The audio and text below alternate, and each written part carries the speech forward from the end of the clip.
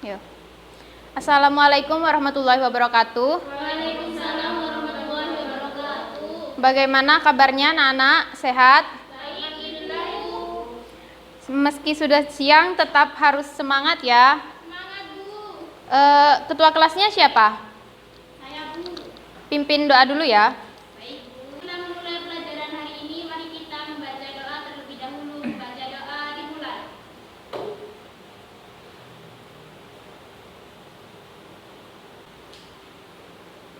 Selesai. Terima kasih untuk ketua kelas. Ibu absen dulu ya.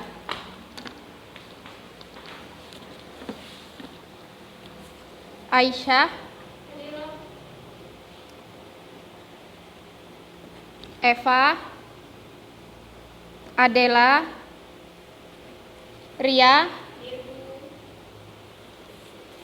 Rizal.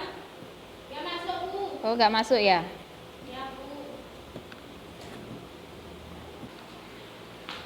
Baik, jadi hari ini Ibu akan menjelaskan tentang penerapan komunikasi bisnis.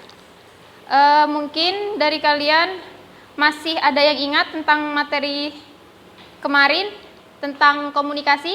Ada yang tahu? Saya, Bu. Ya, silahkan Ria. Komunikasi adalah suatu proses ketika seseorang atau beberapa orang, kelompok, organisasi, dan masyarakat menciptakan dan menggunakan informasi agar terhubung dengan lingkungan dan orang lain. Baik, terima kasih. Bagus sekali jawabannya. Selanjutnya tentang bisnis. Mungkin di sini ada yang bisa membantu Ibu tentang apa itu bisnis. Oh ya, silakan Eva. Bisnis adalah kegiatan memperjualbelikan barang atau jasa dengan tujuan memperoleh laba. Baik, terima kasih. Cukup bagus jawabannya. Oke, baik. Jadi, apa tujuan kita belajar materi tentang penerapan komunikasi bisnis? Jadi, agar kita bisa memahami tentang bagaimana etika dalam berkomunikasi dalam bisnis, kita juga bisa tahu unsur-unsur dalam komunikasi bisnis. Selain itu, kita juga bisa tahu tentang bentuk dasar komunikasi. Mungkin dari kalian ada yang tahu motivasi kita semua belajar tentang komunikasi bisnis? Angkat tangan, mungkin ada yang tahu? Nggak tahu ya? Jadi motivasi kita belajar tentang komunikasi bisnis agar jika kalian sudah dewasa nanti atau mungkin sejak dini pun, jika dalam diri kalian ada jiwa ingin mulai berbisnis, kalian sudah tahu tentang tata cara atau unsur-unsur apa yang harus dipersiapkan, seperti itu. Oke, jadi hari ini Ibu menggunakan model pembelajaran talking stick. Nanti Ibu minta dari kalian itu menyiapkan satu pertanyaan ya, yang bisa dijawab oleh diri kalian sendiri, namun susah dijawab oleh orang lain. Tuliskan saja di kertas, nanti di akhir acara kalian mengumpulkan ke Ibu. Seperti itu. Nanti Ibu menggunakan media spidol. Nanti spidol ini digilir sambil menyanyikan lagu Balonku. Nah, nanti Ibu bilang stop. Yang stop itu maju ke depan lalu menjawab pertanyaan dari Ibu. Yang bisa menjawab nilainya Ibu tambah 10, dan yang jika tidak bisa dijawab nilainya akan dikurangi 10. Cukup paham sampai sini? Paham, Bu? Baik, jadi di sini Ibu akan menjelaskan tentang gabungan dari dua kata tadi ya, tentang komunikasi bisnis. Nah, setelah digabungkan menjadi komunikasi yang digunakan dalam dunia bisnis yang mencakup berbagai bentuk komunikasi dengan tujuan untuk memperoleh profit atau keuntungan. Nah, di sini jadi komunikasi bisnis itu yang dituju adalah keuntungan atau hasil. Bisa dipahami? Bisa, Bu. Oke, next ya, Mbak. Di sini ada 3 tujuan komunikasi bisnis. Yang pertama, memberi informasi atau informing. Ibu bisa minta tolong Eva bacakan ya, biar gak ngantuk. Bisa kelihatan kan? Silakan dibacakan ya. Silakan. Memberi informasi, informing. Tujuan pertama dalam komunikasi bisnis adalah memberikan informasi tentang perusahaan kepada konsumen, baik itu berupa informasi tentang profil, produk maupun kegiatan yang dilakukan perusahaan. Terima kasih. Jadi di sini Ibu akan menjelaskan, memberi informasi atau informing, yaitu komunikasi bisnis yang berisi tentang pengenalan terhadap perusahaan tersebut. Bisa produk atau bagaimana kegiatan dalam perusahaan tersebut, bisa juga tentang profilnya perusahaan tersebut, seperti perusahaan yang bergerak dalam bidang manufaktur, makanan, atau dan yang lainnya. Yang kedua, Mbak Adel ya, minta tolong dibacakan ya. Silahkan. Melakukan persuasi atau persuading. Kegiatan persuasi adalah kegiatan komunikasi yang bertujuan untuk mengaruhi dan meyakinkan orang lain. Dengan persuasi, perusahaan mengharapkan konsumen dapat dipengaruhi untuk percaya dan memberikan harapan yang baik terhadap produk maupun pelayanan yang dimiliki perusahaan. Nah, terima kasih. Nah, jadi di sini persuasi itu menjelaskan tentang bagaimana cara kita untuk meyakinkan konsumen tentang apa yang akan dijual atau produk apa yang kita hasilkan dari perusahaan tersebut. Yang ketiga, Mbak Ria, bacakan ya. Silahkan. Kolaborasi atau kolaborasi. Komunikasi bisnis yang terakhir ini bertujuan untuk melakukan kolaborasi atau kerjasama dengan konsumen atau relasi usahaan. Dengan terjalinnya kerjasama yang baik, diharapkan kedepannya dapat terjalin hubungan yang baik dalam jangka waktu yang panjang. Nah, baik, terima kasih Mbak Ria. Jadi di sini yaitu melakukan kolaborasi. Nah, di sini jika kita sukses dalam melakukan kolaborasi, maka usaha yang kita dirikan itu insya Allah bisa berjalan dengan baik, sehingga di situ kita juga bisa mendapat keuntungan yang baik juga. Bisa dipahami sampai sini? Bisa, Bu. Baik, Mbak Ria, di next ya. Sebentar, Ibu hapus dulu. Yang selanjutnya tentang bentuk dasar komunikasi. Di sini ada dua bentuk dasar komunikasi. Yang pertama, komunikasi verbal. Yang kedua, komunikasi nonverbal. Yang pertama, komunikasi verbal merupakan salah satu bentuk komunikasi yang terstruktur kepada pihak lain melalui tulisan dan lisan. Nah, jadi di sini komunikasi verbal itu contohnya seperti, nah di sini ada membaca majalah atau surat kabar, mempresentasikan makalah, suatu acara seminar, dan yang lain-lain. Nah, seperti contohnya Ibu sekarang ini dengan kalian ini, itu salah satu bentuk dari komunikasi verbal. Selanjutnya, komunikasi nonverbal, artinya kebalikan dari komunikasi verbal. Jadi, komunikasi nonverbal di sini memiliki sifat kurang terstruktur sehingga sulit untuk dipelajari, seperti memahami penggunaan bahasa isyarat, ekspresi wajah, gerak tubuh, dan lain-lain. Nah, di sini bisa dicontohkan dengan, jadi komunikasi nonverbal ini contohnya seperti saat kita melambaikan tangan. Nah, di situ orang ada yang mengira kalau mereka itu memanggil, ada yang juga yang berpikir bahwa itu selamat tinggal, seperti itu. Bisa dipahami? Bisa, Bu. Next, Mbak Ria. Di sini ada 5 unsur dalam proses komunikasi. Mungkin Mbak Aisyah bisa bantu Ibu untuk membaca ya, nomor 1 dan nomor 2. Unsur dalam proses komunikasi yang pertama, komunikator diartikan sebagai orang yang menyampaikan pesan, ide, gagasan, atau informasi kepada komunikan. Komunikator dapat berdiri sendiri sebagai individu atau bersama-sama sebagai kelompok. Yang kedua, komunikan adalah orang yang menerima pesan atau informasi dari pemberi pesan. Komunikan juga dapat berdiri sendiri sebagai individu atau sebagai kelompok. Terima kasih Mbak Aisyah sudah dibantu.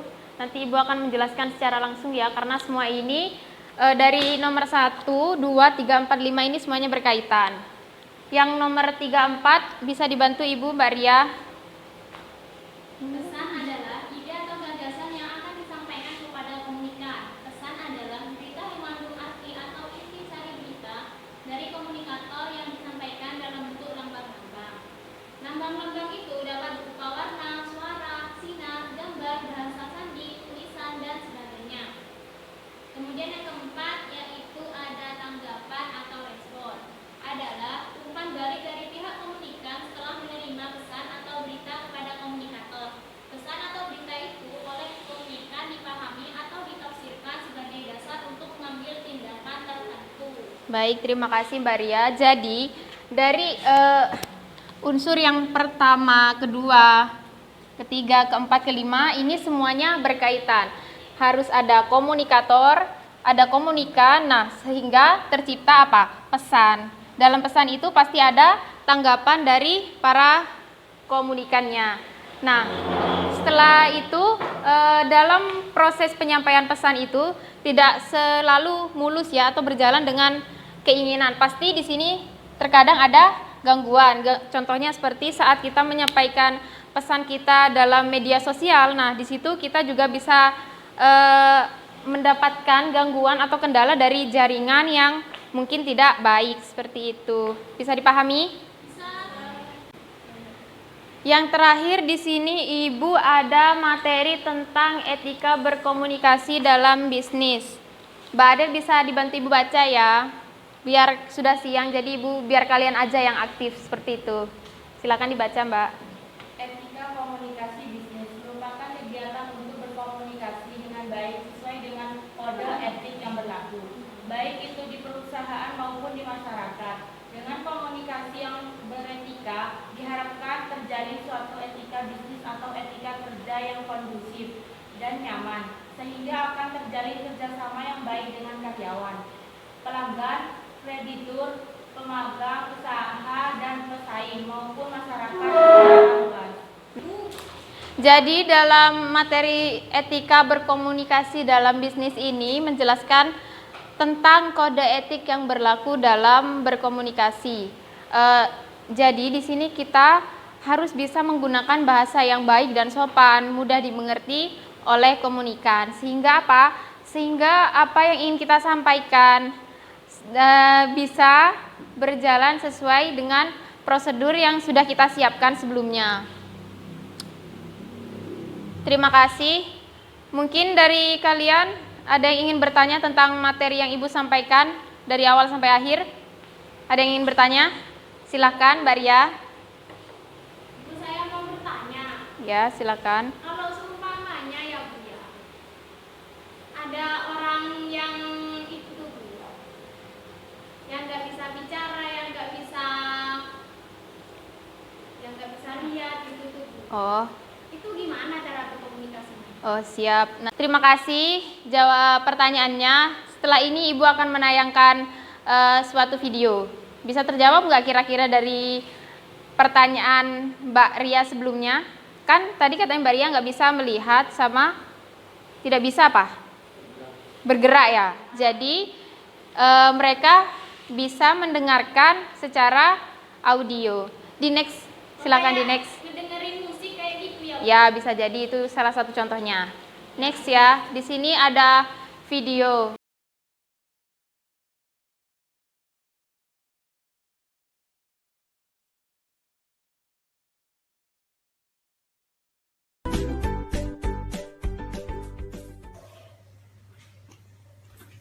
Selamat datang, silakan duduk.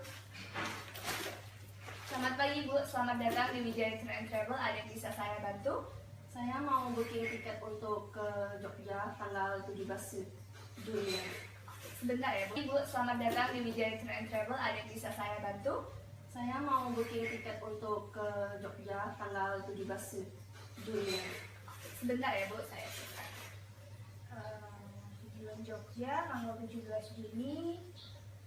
Ibu maunya jam berapa berangkatnya? Kalau bisa penerbangan paling pagi ya. Penerbangan paling pagi ya. Maaf, tiketnya untuk sekali jalan atau pulang pergi? Sekali jalan aja. Sekali jalan ya. Oke, jadi untuk penerbangan tanggal 17 Juni 2017 kita ada penerbangan Garuda Indonesia yang paling pagi itu jam 6.30. Gimana? Boleh. Boleh ya. Oke. Jadi Ibu pengen booking tiketnya untuk berapa orang? Satu aja. Satu aja ya. Boleh minta namanya Bu? Baby. BABY. Oke, tujuan Jakarta. Untuk penerbangannya Ibu mau kelas yang bisnis kelas atau ekonomi? bisnis kelas ya. Oke, jadi untuk penerbangan tanggal 17 Juni 2017, penerbangan Garuda Indonesia pukul 6.30 pagi sudah saya bookingkan atas nama Ibu Becky. Duduknya di kursi A3 ya Bu. Jadi untuk pembayarannya Ibu Teman-teman, siang-siang gini enaknya nyemil cemilan yang enak, bikin kenyang tapi nggak bikin lemak. Setuju nggak?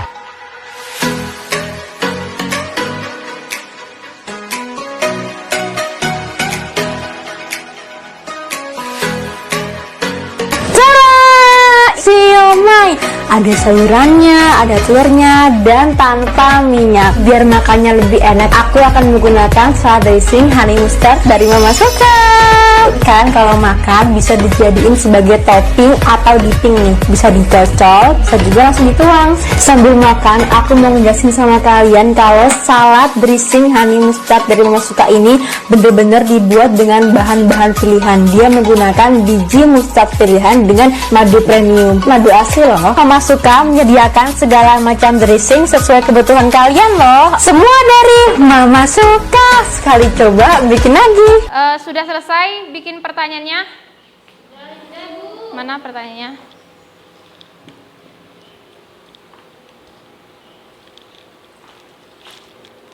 Oke, terima kasih.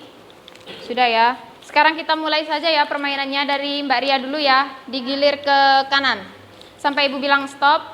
Nanti yang pegang spidol itu maju ke depan. 1, 2, 3. Balonku ada 5 rupa-rupa warna. Oke, stop. Oke, silakan Eva maju ke depan.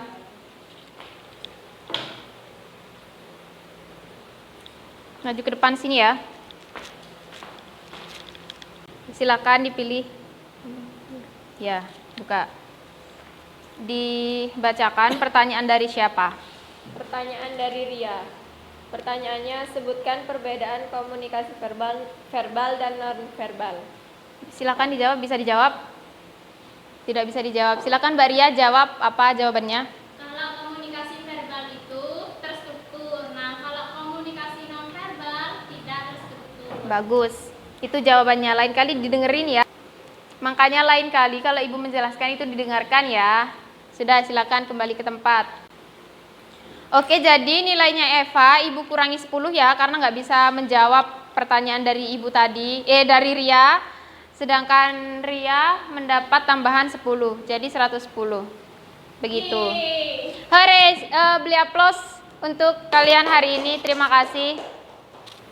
Mungkin dari kalian ada yang bisa menyampaikan kesimpulan apa tentang hari ini? Oke, silakan Mbak Aisyah.